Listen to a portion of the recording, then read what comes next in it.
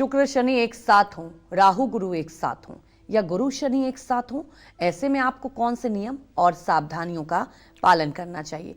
अगर इस योग के अशुभ प्रभाव हैं तो कौन से उपाय करने चाहिए? आइए जानते हैं, बताएं पंडित जी। देखिए, गुरु शनि की युति कुंडली में हो तो देखिए, गुरु और शनि आपस में मित्र हैं, दुश्मन नहीं हैं। अगर ये अच्छे में हो जाएं, मान लीजिए किसी की कुंडली में मेष लग्न है तो नवमेष बृहस्पति होगा, दशमेष शनि होगा।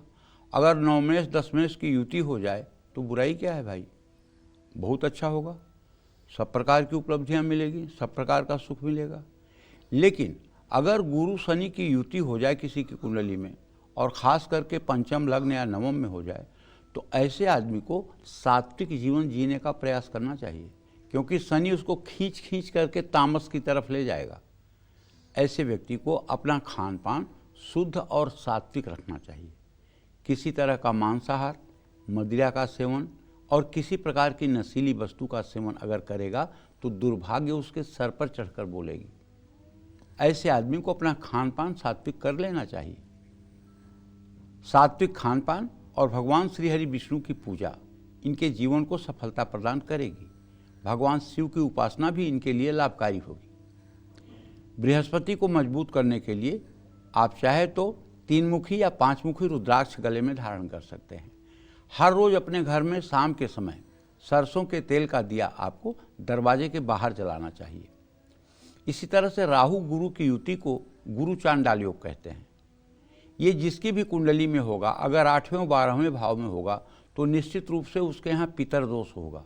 उसके यहाँ मरे हुए जो पितर हैं उनकी आत्माएं भटक रही होंगी और ऐसे लोगों के घरों में विवाह शादी के शुभ कार्य रुक जाते हैं, मंगल कार्य नहीं होते हैं, नए संतान की उत्पत्ति नहीं होती है और घर में नाना प्रकार के रोगों की उत्पत्ति होती है। बीमारियों पर सारा पैसा बर्बाद हो जाता है, परिवार दुखी रहता है।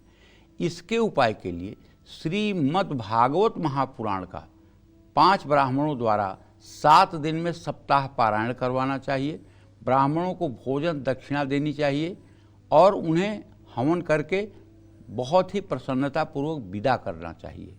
ये श्रीमद् भागवत महापुराण के 18,000 संस्कृत के मूल मंत्रों का पाठ जब आपके आवास पर होगा तब ये गुरु चांडाल योग का दोष आपके जीवन से समाप्त होगा और आपके जीवन में शुभता का उदय होगा और आपके पितरों को मुक्ति भी मिलेगी और ये गुरु चांडाल योग का दोष भी समाप्त होगा।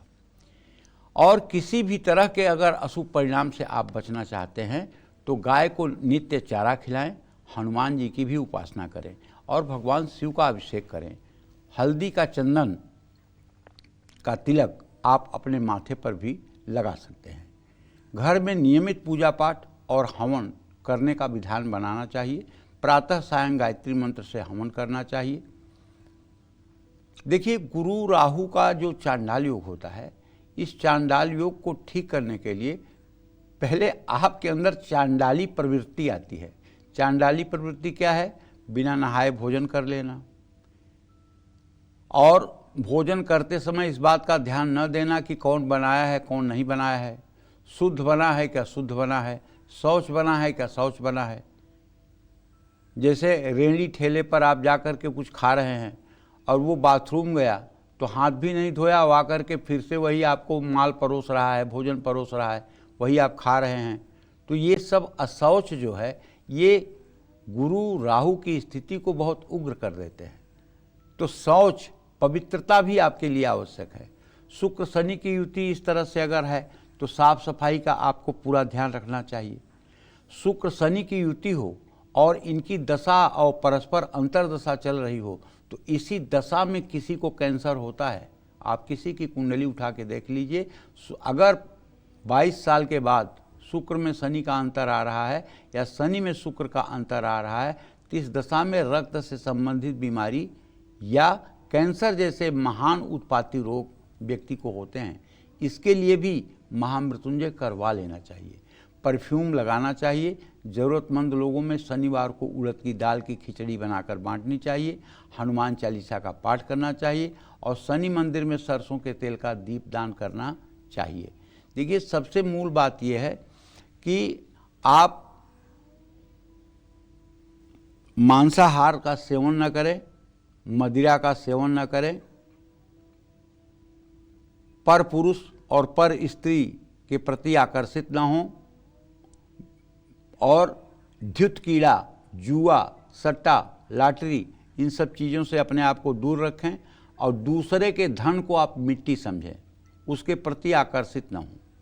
ये 5 गुण आप अपने अंदर विकसित कर लीजिए तो ग्रहों की चाहे जितनी भी खराब अवस्था आपकी कुंडली में होगी उसका दोष आपके ऊपर कम लगेगा। जय मां विंध्यवासिनी।